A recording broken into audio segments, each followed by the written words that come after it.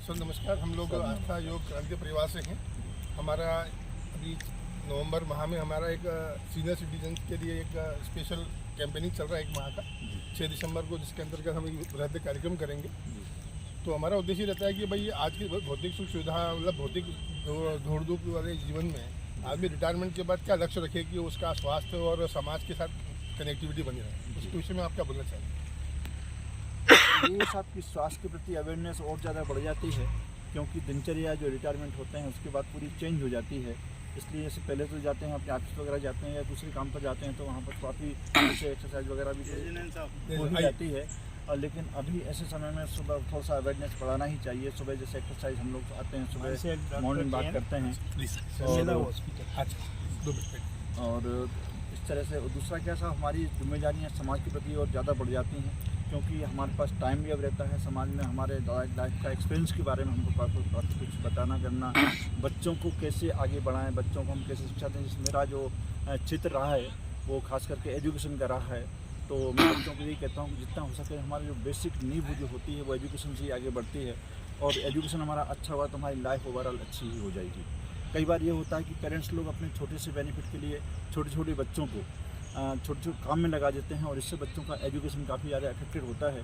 तो मैं ऐसे लोगों से यही कहूँगा कि बच्चों को पढ़ाई पर विशेष रूप से ध्यान दें, बच्चों को आगे बढ़ाएं, खूब पढ़ाएं, जिससे उनकी लाइफ अच्छी सबसे बन सके। आपने युवाओं का जिक्र किया, बच्चों का जिक्र किया। आप चूँकि शिक्षा क्षेत्र से जुड़े हुए हैं, मैं आपसे ये जानना चाहूँगा कि आप संपूर्ण जीवन में शिक्षा क्षेत्र में कार्य किया, लेकिन आज आप देख रहे हैं समाज में युवाओं के प्रति जो विकृतियाँ हैं, वो अपनी जो देश की सांस्कृतिक धरोहर है, एक पारिवारिक सोच है, संयुक्त परिवार की सोच है, शिक्षा का क्षेत्र हो या जो नशा संबंधी कार्य है या अन्य जो विकृतियां समाज में फैल रही हैं, उसके संदर्भ में युवाओं को क्या संदेश देंगे? मैं साहब यही कहूँगा कि लाइफ में एक तो अच्छी हम शिक्षा प्राप्त करें, शिक्षा अच्छे से। और शिक्षा का देखिए क्या है कि कोई भी जैसे आज इंटरनेट है, आजकल कई साइट्स वगैरह होती हैं, लेकिन हम हर चीज़ का यदि पॉजिटिव उपयोग करते हैं तो हमको आगे फ़ायदा मिलेगा। और उन्हीं का जब हमने कोई नेगेटिव ये काम में लिया तो हमको नेगेटिविटी भी ज़्यादा बढ़ती जाएगी। तो हम अपने जैसा संस्कार वगैरह परिवार से हमको ऐसे मिले या देते हैं कि हम पॉजिटिव वे में ज़्यादा सोचें, अपनी जो एनर्जी है वो पॉजिटिव डायरेक्शन में लगाएं, तो उससे हम देश की भी तरक्की कर सकेंगे, हम परिवार की समाज की भी तो उन्नति कर सकेंगे। सर एक क्वेश्चन बताइए। हम लोग कई लोग बार देखते हैं कि 60 साल के बाद रिटायरमेंट के बाद वो हताश हो जाते हैं, बोले अब तो गवर्नमेंट ने रिटायर कर दिया, अब तो क्या भगवान उठा ले, अब तो 2 वक्त तक रोटी मिल जाए, अब तो घुटने भी काम नहीं करते हैं, अब कोई शरीर काम नहीं करता है। वो समझते हैं हमारी जवाबदारी खत्म हो गई। जबकि 60 साल के अनुभव के बाद, ठोकर खाने के बाद जो समाज से अनुभव लिया, वो समाज का अनुभव समाज को देने का कर्तव्य बनता है आपका, क्योंकि पहला दिन जब से चालू होना चाहिए 60 साल के बाद, और 100 साल तक युवा जो उसके साथ जीना चाहिए। तो उन वरिष्ठ नागरिक जो हताश निराश होकर घर बैठे हैं, जबकि अनुभव का लाभ समाज को अगर देंगे, युवा पीढ़ी को देंगे, वो देश आगे बढ़ेगा। तो उसमें आप क्या कहना चाहते हैं कि 60 साल बाद, 70 साल बाद, 80 साल बाद, 90 साल क्या प्लानिंग होना चाहिए और वाकई में कैसे जीना चाहिए? उम्र हताशा नहीं आए, उम्र नहीं आए बीच में।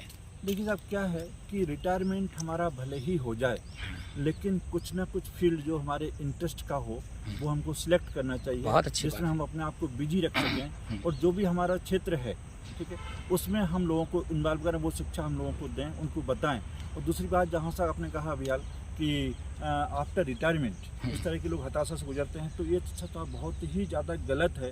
ये तो नेचुरल चीज़ है, हम कहीं काम कर रहा है दूसरा, या तो बिजनेस हो या फिर हमारा सर्विस हो, ठीक है, ये तो हमारा रिटायरमेंट एक दिन होना ही है, और इसके लिए हम पहले से मेंटली प्रिपेयर रहें, और हम पहले से प्लानिंग ऐसा करें कि हमको फ्यूचर में आफ्टर रिटायरमेंट कोई किसी तरह की समस्या नहीं आए। बहुत सुंदर। जो भी हमारा क्षेत्र है उसमें हमेशा अपने आप को इन्वॉल्व रखें, कभी अपने आप को फ्री नहीं समझें।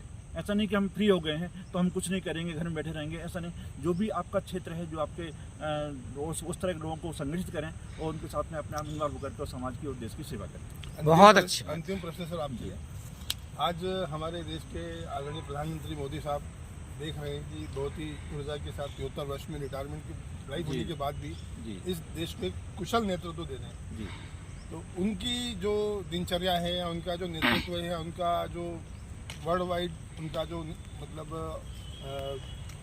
लीड करने की जो उनकी टेक्निक है, या जो सार्वजनिक क्षेत्र में काम कर रहे हैं, उसके संदर्भ का संदेश हम आम जनता को क्या देना चाहिए? वो क्या है, नानक राम जी हम जा रहे हैं। हमने सब ये देखा है कि आदरणीय मोदी जी ने देश को बहुत कुछ दिया है।